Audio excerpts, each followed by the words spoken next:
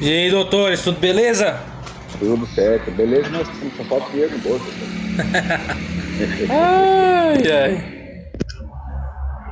Importante ter saúde, né? É o jeito. Doutor? Hum, Importante ter saúde e não ser hipertenso, tá? claro. O pacote completo. Bom, pessoal, vamos lá então. A aula de hoje é curtinha, jogo rápido. É abscesso pulmonar.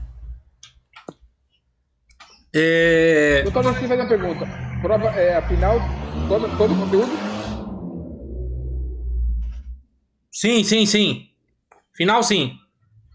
Fechou.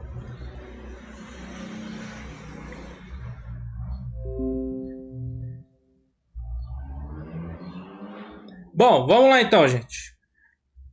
Abscesso pulmonar, né? O abscesso pulmonar a gente sabe que ele antes, como diz o outro, já de antemão, a gente já sabe que ele vem ali de mãos dadas, ele vem homologado a outras patologias, né?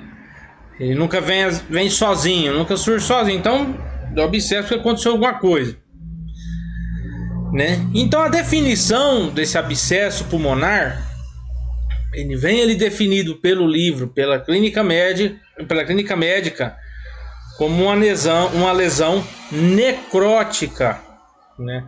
Que contém pus dentro do parênquima pulmonar, tá? Então essa é a definição pela clínica médica e pela pneumologia, né? Lesão necrótica contendo pus dentro do parênquima pulmonar. E o próprio nome já fala, é um abscesso, teve pus, formou pus. Pus eu sei que é um líquido exudativo. Então, se eu sei que é um líquido exudativo, eu já posso prever que tem infecção. Então, ele é um quadro de origem infecciosa que pode ser único, pode somente ter um foco de abscesso, ou pode ser múltiplo, pode ter múltiplos focos de abscesso, ou até de forma global, quando se trata do parênquima pulmonar. Beleza? Mas a princípio, na escada de patologias, não costuma fazer o englobamento total. É focal ou a esses múltiplos pontos. Não há uma toma completa do parênquima. Beleza?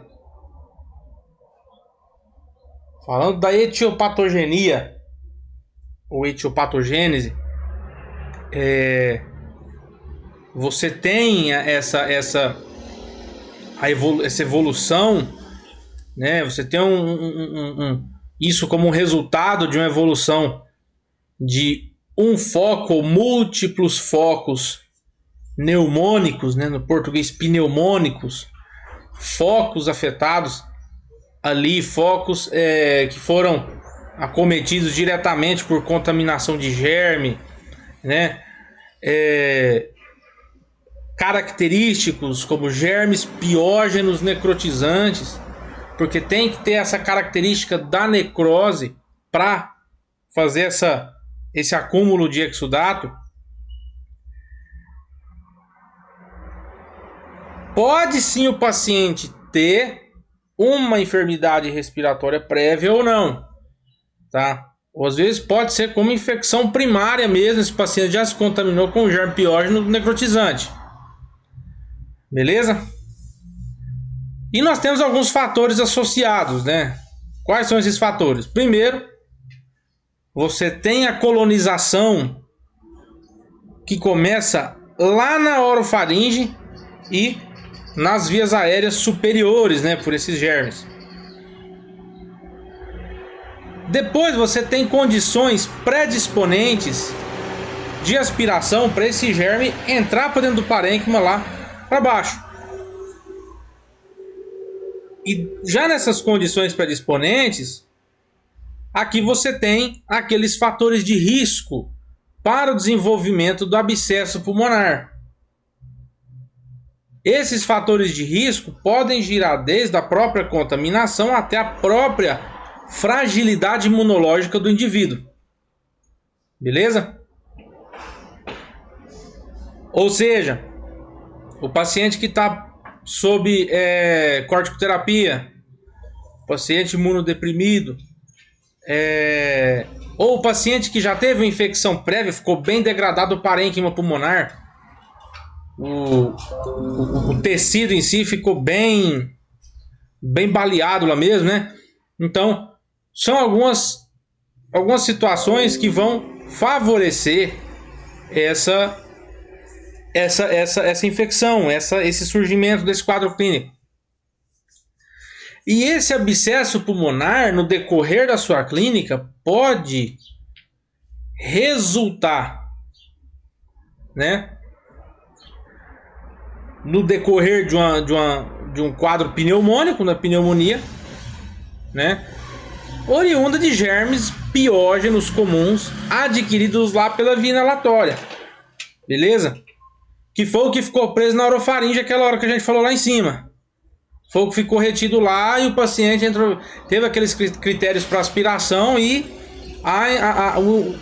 o encarceramento desses germes dentro do parênquima. Alguns deles são os clássicos que a gente já viu, né? Streptococcus pneumoniae, Staphylococcus aureus, o Piógenes, são o comunzão, né?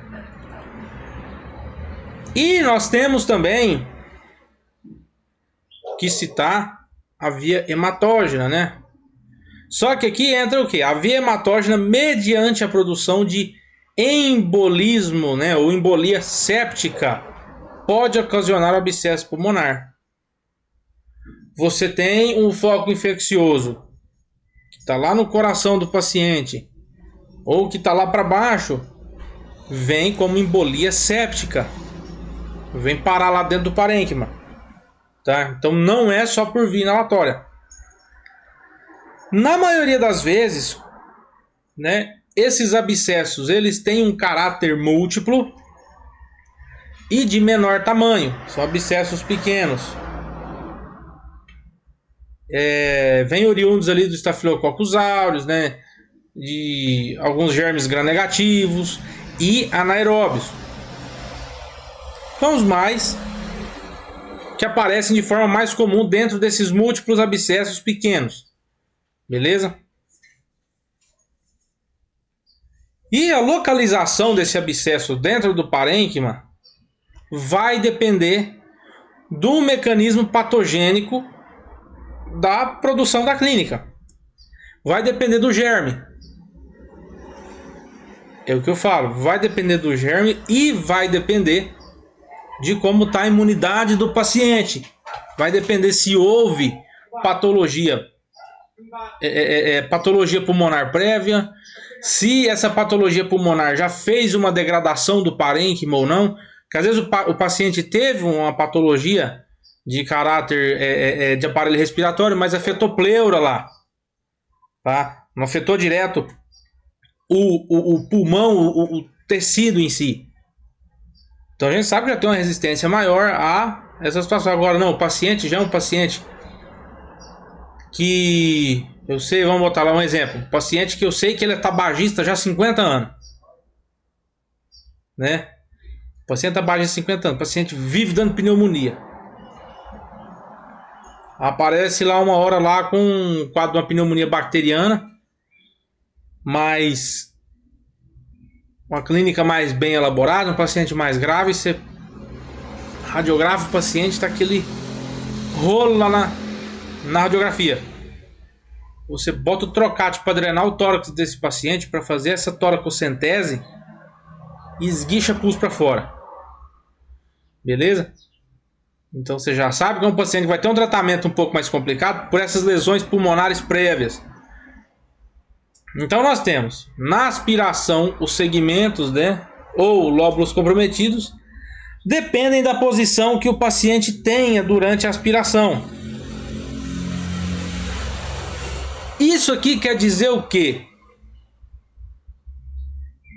O que a gente meio acabou de falar. Vai depender de lóbulo lesionado.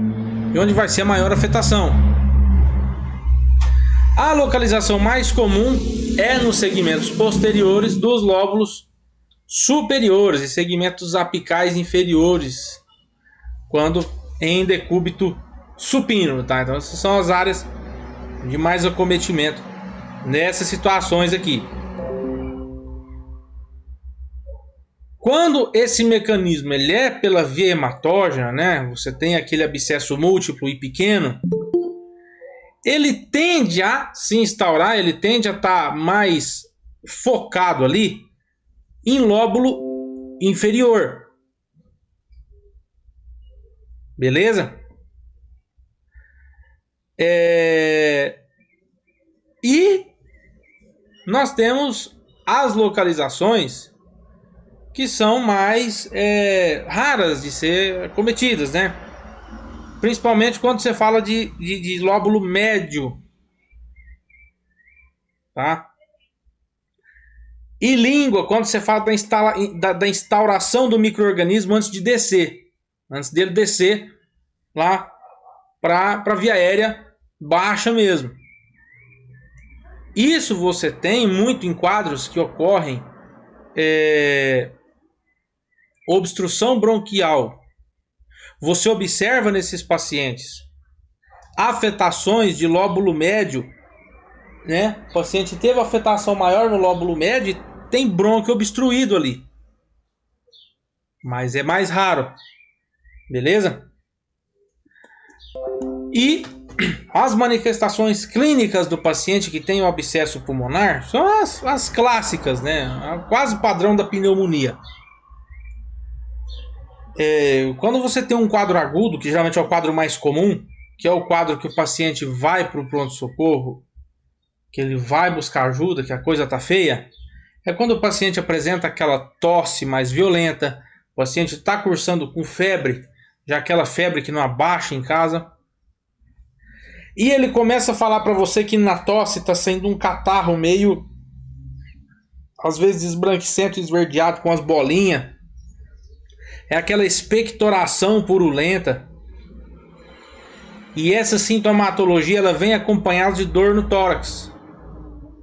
Às vezes pode ser aquela dor quando o paciente tosse, por causa da própria fadiga musculatória, ou pode ser aquela dor constante mesmo, por causa da própria afetação do parênquima já, né?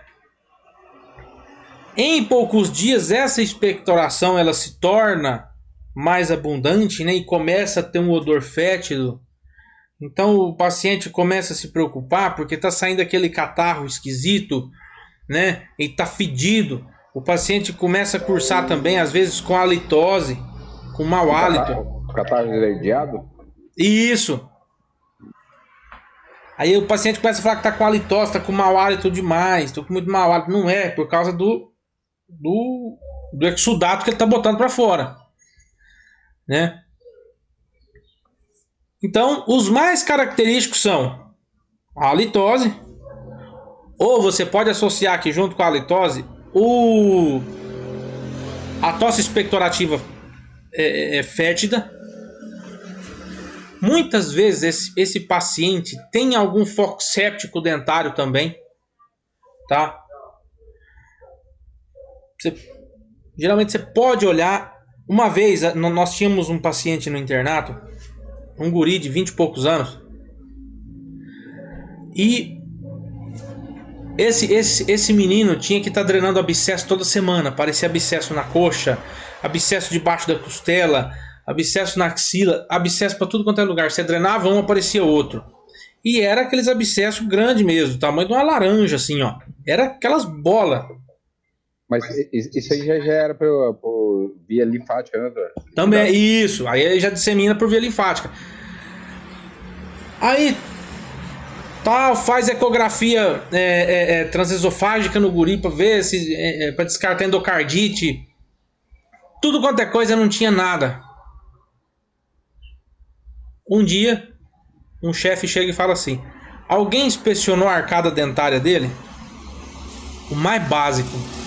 Ninguém inspecionou. Não, o cara um abscesso, o cara chegou aqui feio aqui.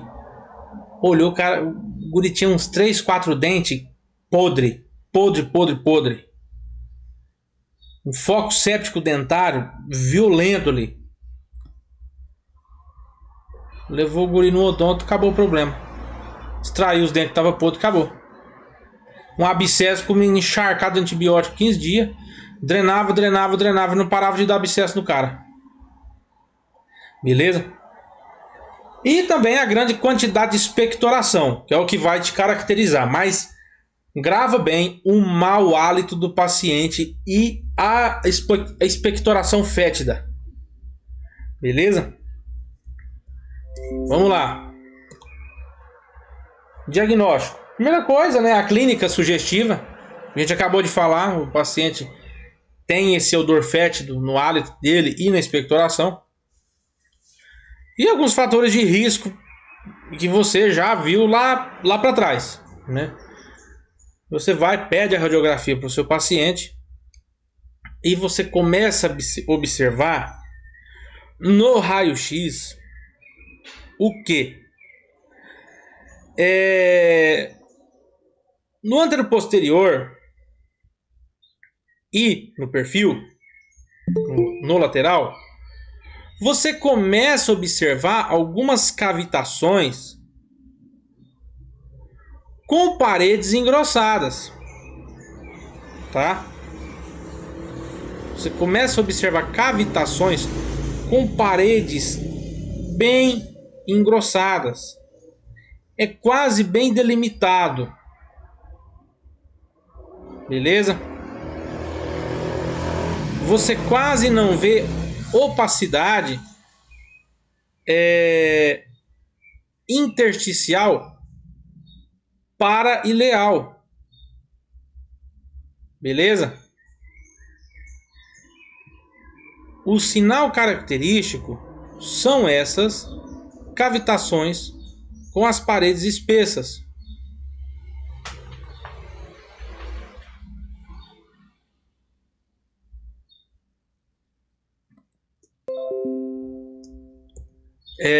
E o diagnóstico diferencial entra algumas outras patologias que possuem essas lesões cavitárias similares à do abscesso, tá? Primeiro, tuberculose. A gente sabe que a cavitação da tuberculose geralmente é uma cavitação às vezes mais bem delimitadinha, a parede não é tão engrossada, né? A do abscesso já são lesões maiores, mais sugestivas.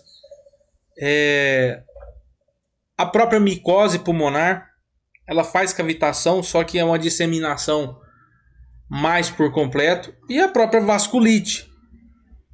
Vasculite, sim, a vasculite pode fazer clínica similar ou até mesmo aparecer cavitações específicas no raio-x de tórax do paciente. Então acaba que entra como um diagnóstico diferencial. Menos comumente entidades subjacentes, né, como carcinoma broncogênico, infarto pulmonar e anomalias congênitas que se infectem, particularmente o próprio sequestro e o cisto broncogênico. Menos comum. Mais comum aparecer, você classificar como diagnóstico diferencial, são essas três enfermidades: tuberculose, a micose pulmonar e a vasculite. Como que eu trato esse paciente? Vai depender do hospital que você trabalha, vai depender de onde você está para adotar o protocolo, né? A gente sabe que tem protocolo que adota, tem hospital que adota protocolo e tem hospital que adota outro protocolo. Vamos lá. Tudo vai depender do germe que você está suspeitando. Falando aqui de forma geral, de forma generalizada, você trata esse paciente com clindamicina ou metronidazol e complementa com uma penicilina cristalina, tá?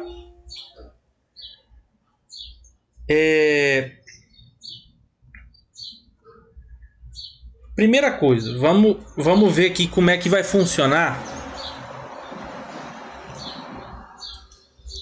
a indicação de internação para esse meu paciente. Quando que eu interno? Clássico, o paciente começa a ter afetação já de desestabilização global, né? O paciente começa a cursar com dispneia. É aquele paciente que você bate o olho e fala assim, isso aqui não dá para ir embora. Beleza? Vamos lá. Trato esse camarada como? Internei meu paciente. No hospital, você começa com o esquema A, que ele gira com monoterapia. Apenas essa primeira opção, mas são dois que já vêm junto conjugados. Que Pode é repetir um pouquinho, doutor? no paciente internado, o paciente que está internado, você vê que é o paciente que está descompensado, não vai mandar embora. Você pode começar com o esquema A em forma de monoterapia, né? No tratamento empírico em monoterapia. E a primeira opção de medicação que a gente tem, elas já são duas associadas, geralmente já vem associado já, que é a ampicilina com sulbactam. Beleza? A ampicilina com sulbactam, geralmente você faz 2 gramas a cada 6 horas para esse paciente. É uma paulada de antibiótico. Agora, se você quiser, você pode usar também o meropenem, pode usar o próprio moxifloxacino, que hoje se associa para o paciente com Covid. Uma droga via oral. Eu sou assim, já está internado, passa endovenoso. Por isso que o esquema A te dá 4, 5 opções. Aí vai da tua experiência de tratamento e as resistências que o paciente tem. Tá na dúvida, faz o antibiograma. Né? Com o antibiograma já sai o que está resistente e o que está sensível. Clássico do Paraguai, piperacilina com tazobactam. Famoso na clínica médica. Ou a própria clindamicina também. Agora, um paciente que já ofereceu resistência, não, eu preciso fazer uma associação. Beleza, vamos fazer o esquema B. O esquema B ele me fala como um tratamento empírico com associação, que aqui eu posso associar a clindamicina com uma cefalosporina. Clindamicina, 600 mg endovenoso cada 8 horas, e aí eu escolho uma cefalosporina e mando para dentro, tá? Aí tem cefuroxima, tem ceftriaxona, o que mais? Tem uma que é cefutixima, tá? Escolhe uma cefalosporina para associar com a clinda, né? Cefalosporina de segunda ou terceira geração tem que ser aqui, tá? Já um patamar já mais bem elaborado. E aí você faz a profilaxia e cuida da sintomatologia do paciente. Como assim? Deu febre? Controla a febre. Tá com dor? Controla a dor. Basicão do paciente internado. Internado geralmente a gente faz, né? Dieta via oral 0, né? Hidratação, soro fisiológico, 30 a 40 ml por quilo de peso. E aí você entra com as medicações e bota lá embaixo os profiláticos e sintomáticos, né? Agora, um detalhe para esse paciente. Esse paciente você tem que indicar fisioterapia e drenagem postural para ele. Beleza? Fisioterapia e drenagem postural. Quando que eu mando esse paciente embora? Quando eu tiver tido um controle, né?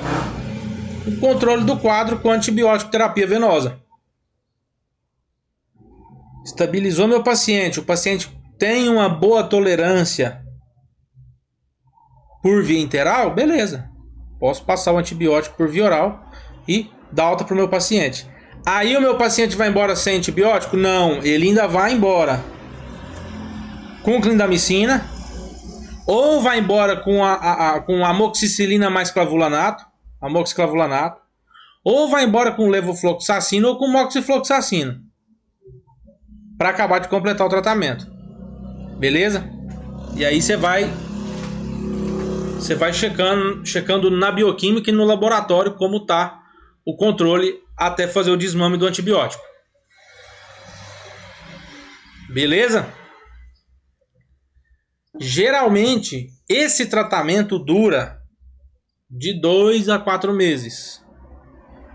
Geralmente, né? E a drenagem? Quando a gente fala da drenagem, essa drenagem ela pode tanto ser espontânea, que é o paciente começar a botar esse abscesso, botar essa coleção de pus para fora espontaneamente, pela tosse, tal, beleza? Ou já chega aquele paciente carregadão. Aquele paciente que, quando você faz a radiografia, tá tudo tampado. Aí você tem que fazer a drenagem lá atrás, passar o trocate bonitinho e drenar o tórax do paciente, drena aquele pus, né? E bota no selo d'água até parar de oscilar. Beleza? Paciente clássico de clínica médica, paciente complicado de pneumonia bacteriana. Beleza, doutores? Prognóstico. Geralzão do prognóstico, né? Tem uma mortalidade relativamente alta, porque quando o paciente busca ajuda, é porque já está muito complicado, muito comprometido, muito complicado esse parênquima pulmonar dele. Já está bem degradado, né?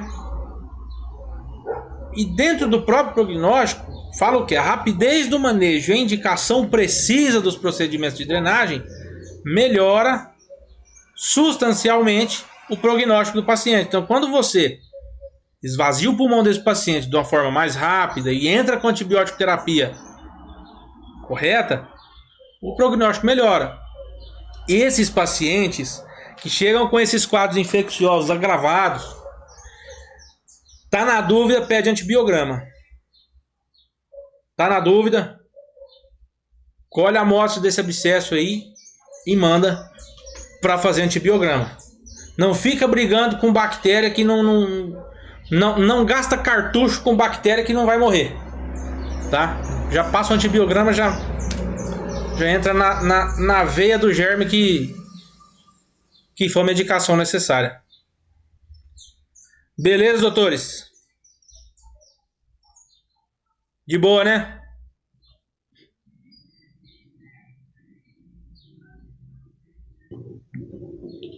Facinho tratar.